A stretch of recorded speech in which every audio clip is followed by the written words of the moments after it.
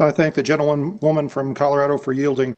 Colleagues, one of my biggest problems with this act is that it makes no distinction between funding for the states that need help with bailout money and funding for the states that do not. And an interesting example is my own state of California. Now, I may be new to this committee, but I do know something about the finances of the state. For the last 5 years, I've been vice chairman of the Assembly Committee on the Budget in the California State Legislature. So let me tell you about what's going on in California.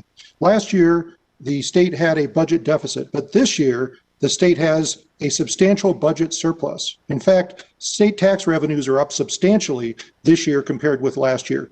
It's gotten so good that in the last several months, state tax collections have been running over $10 billion more than forecast. And just last month, just the month of January, state tax revenues were over $7.5 billion more than forecast.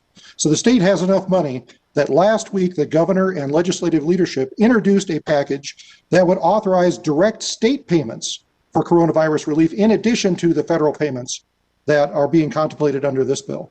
So the state of California is doing very well. There are other states that are in substantially worse shape, however, and this act makes no distinction between states like California and other states.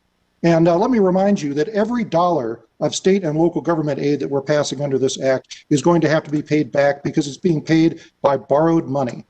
And I don't feel like we spend enough time in this committee talking about the size of the national debt, but I know it's a concern we all share. And let me remind you that just last year, we passed the dubious distinction of having a national debt that exceeded 100% of our gross domestic product. Colleagues, we have not allowed that to happen in the United States since the end of World War II. And the CBO estimates that on the track we're on, before the year 2050, we will spend over 10% of our GDP just on serving that national debt. That is not a legacy that I want to pass on to my children and my grandchildren. I'm sure it's not one that you want to pass on to. So I urge adoption of this motion, and I yield back.